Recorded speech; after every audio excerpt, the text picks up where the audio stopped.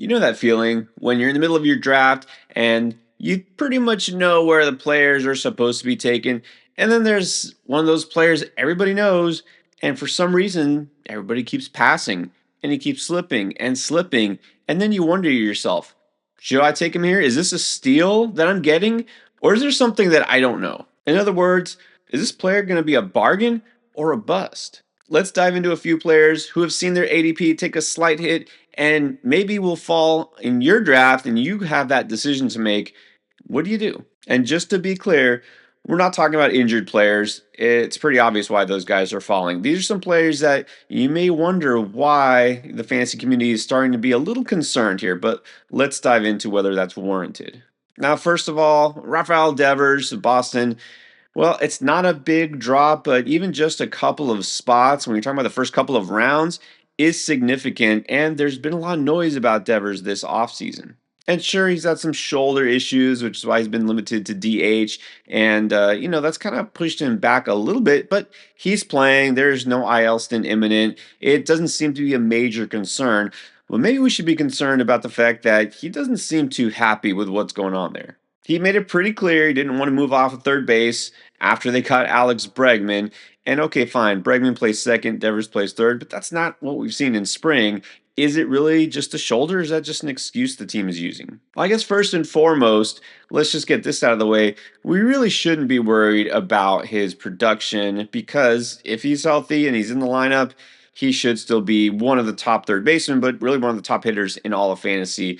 And his numbers across the board, well, they did take a little bit of a dip last year, but really that's because he actually missed some time, which is unusual for him. That home run total fell from 33 to 28, but the batting average remained almost identical to the year before, 272, a ton of RBIs. And most importantly, his StatCast numbers still show that he is an elite power bat with an expected slugging in the 94th percentile, excellent hard hit rate, average exit velocity, you name it. And despite the fact he's 8 seasons into his major league career now, hard to believe he's still only 28 years old. So he is in his prime in a really good Boston lineup. And so the only thing I think we really need to be concerned about here is potentially the shoulder because that was a late season injury. And as I mentioned, it's unusual for him to miss time with injury, but that may be part of the problem. He's one of those guys who will fight through it, but after a while, takes its toll on the body. The fact that it's still bothering him, it does raise a slight concern for me. So here's what I'm doing. I'm dropping him slightly in my rankings. So I'm not going to say that this is a bargain pick for you, but I'm not going to say it's a bust either. I think he should be fine. Again, I'm not avoiding him, but I have dropped him just a little bit. I think his ADP fall is warranted, but we shouldn't be completely out on a player this good unless there's something more serious behind the scenes that the team is just not telling us. Now, this one I experienced firsthand with Bryce Terang, who is still the second baseman for Milwaukee. I say still because the team has talked about moving him around, despite the fact that he was a not just gold glove, but platinum glove winner at second base last year. They're like, yeah, let's try a different position now. And the Brewers never seem to know what they're doing in the infield, right? They're going to move him. They've already moved Joey Ortiz back and forth. It's like, okay, enough. Just leave him there. And Turing also has had a minor shoulder issue, but again, for him, this is not the concern. He's just listed as day to day. It's a little bit of soreness. And although they're using that as the reason why he's not going to move to shortstop, I don't think that's anything that I'm going to be concerned about. But why is he falling so much then? And this has been a significant drop for a guy who's one of the league leaders in stolen bases with 50 last year and was hitting atop a really good Brewers lineup. In fact, in my TGFBI league, that's the Great Fantasy Baseball Invitational, a big industry-wide league that I take pretty seriously. I was staring at Bryce Rang for round after round because nobody wanted him. His ADP in the NFBC is in the 130s and got to pick 170. He was still on the board. It just so happened I hadn't taken a second baseman yet.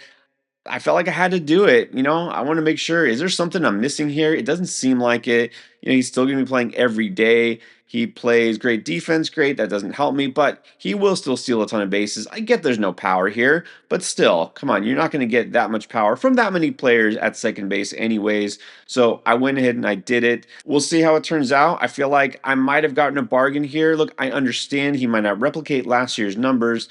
The only thing that I would say warrants a fall is the fact that, well, he might not be hitting leadoff or even at the top of the order because what's projected right now in roster resource, they have Bryce Terang listed as sixth in the batting order, which is a curious spot for a guy who's not really an RBI machine. You'd think you'd want your fastest player at the top of the order, but that's not the way it might shake out. Now, of course, it's always subject to change. I really don't understand the Brewers lineup too much. It doesn't make sense to me to have a guy like Jackson Churro leading off when he could be in a better RBI spot. And Garrett Mitchell, who's also a pretty speedy runner with a high walk rate, to me, he should be hitting towards the top of the order along with Terang. But well, we'll see how this plays out. Terang, I think right now is still a very good value, even if you don't expect him to repeat last year's numbers, which I think was already kind of baked into his ADP for the most part. I think it's fair, and if you can get him at like the 160s, 170s where I got him, yeah, that could be a bargain. Especially because second base, let's face it, unless you're taking a stud really, really early, you might as well wait. Now, a pitcher who I fully believe deserves to drop, and maybe even farther in ADP, is David Bednar, who is the maybe closer for Pittsburgh. I say maybe because manager Derek Shelton did not name him officially the closer, even though it's assumed that he will be. And look, he might be the one who actually gets that job to start the season, but it's not official. And I think that does mean something. Bednar been the closer when healthy for the Pirates the last couple of years, but man, he did not deserve that job last year.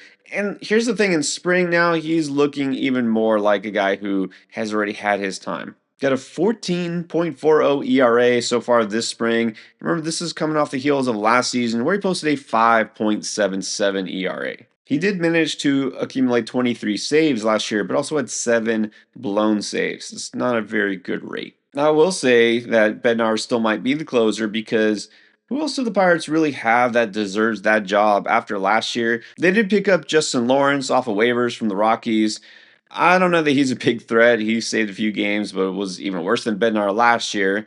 One guy I think is a dark horse that you might want to look out for is Tanner Rainey, who did temporarily have the closer job with Washington a couple years back, and he's been really good so far. So if there's a name that you're looking to stash, possibly if you're expecting Bednar to fail, it's Rainey, and that's what I'm doing. So look, Bednar, I think is one of those guys you kind of feel like you should still draft if you need saves, but I wouldn't be shocked here if he becomes irrelevant pretty soon. Staying in the NL Central, we're going to look at a pair of cards, and the first one is Nolan Arenado, who we've heard nothing about, and that's cause enough to be disinterested because Arenado did not get traded, and now he's stuck on the Cardinals. Look, it's not the worst team out there, but man, that offense was not great last year, and I don't think they're going to be really much better this year. And you could say the exact same for Arenado. He was not very good. I don't see why he'd improve with age because the problem is this looks like a former slugger who is losing some bat speed, losing his ability to hit the ball hard. And last year, he didn't do it. A career low 31.6% hard hit rate and an average exit velocity in the ninth percentile. That reflected in a lack of production for fantasy, only 16 home runs in the season, coming off a year where he had hit 26. I mean, even if he wasn't obviously Colorado level Nolan Arenado, he was at least productive enough. He's out there every day. He's going to at least accumulate counting stats. And now we don't even get that anymore. We're looking at a guy who's not only past his prime, but maybe getting to be just replacement level. So when you see Arenado falling possibly in your lap at the end of your draft, do you think take a chance on a former stud who maybe will have a bounce back season? I wouldn't do it because all the signs statistically point to just further decline. And look, you can't get attached to drafting a name and name value, what you think you're going to get. I would rather take a chance on a guy who is still potentially going to improve as opposed to the fact that, I just don't see it happening for Arenado for any reason. Now, the other Cardinal is much younger, much different. Al Burleson was kind of a nice surprise last year off the waiver wire for a lot of people. He provided some pop, more home runs than Arenado. He qualifies at first and outfield. That's pretty nice. And so, why would he be falling? And it's probably because of the playing time concerns. We don't know exactly how things are going to shake out for St. Louis, but now we got Victor Scott, who's an intriguing name, possibly earning some time in center field. There's a domino effect here, right? We also have Lars Nootbaar, who was hurt a lot last year. He might hold an everyday job. Does this mean there's a platoon now between him and Burleson? I know Paul Goldschmidt is gone, so you say, well, let's just stick Burleson at first base. But oh, yeah, Wilson Contreras is holding down first base now that he's not catching. And so that wipes that off the map. And there's other players that might give a shot. Jordan Walker actually stick in the everyday lineup. They have players like Lucan Baker. Nolan Gorman is just on the bench now. So even though it's not a great offense, there's still a lot of moving pieces, and it's uncertain where Burleson fits in. And I'll say this too. I was never in on him really fully last year. This is a guy that didn't really profile to have any plus tools at all, maybe slightly above average power, which we've seen, but it doesn't come with a great batting average necessarily. There's not a lot of speed. It feels like he kind of overachieved a bit, honestly. And so I'm not really in on him either because even if you do think he's going to play every day, I just don't know if there's enough here to really help you in fantasy. And then I think I have to mention Zach Neto for the Angels. You might say, okay, he's hurt. Well, technically, yeah, but this isn't cheating. Let me tell you why. Because this is not a new injury. This is not something that happened during spring. Nothing has really changed, which is why it's odd to me that his ADP is falling, even though nothing has really happened with him. But I think that's probably the reason is because we haven't seen him out there in spring. We haven't seen him accumulate stats. We're not sure when he's going to come back. But this is where we have to look at the big picture and remind ourselves it's a very long season. Neto has seen his draft stock fall about 20 spots just because, well, people are getting impatient. Look, you always knew this was going to be a stash and wait. It's not even that long of a wait. I mean, supposedly he's ahead of schedule. And manager Ron Washington said that doesn't expect him to be out too long. Okay, so we're talking about a couple of weeks maybe, and I understand that it's going to take him some time then to get into whatever you might consider mid-season form. So I don't realistically expect him to do much, if anything, in April, even if he comes back in April. Okay, fine. But then we're talking about the rest of the season, another, 5 months? And this guy is coming off a season where he hit 23 home runs and stole 30 bases.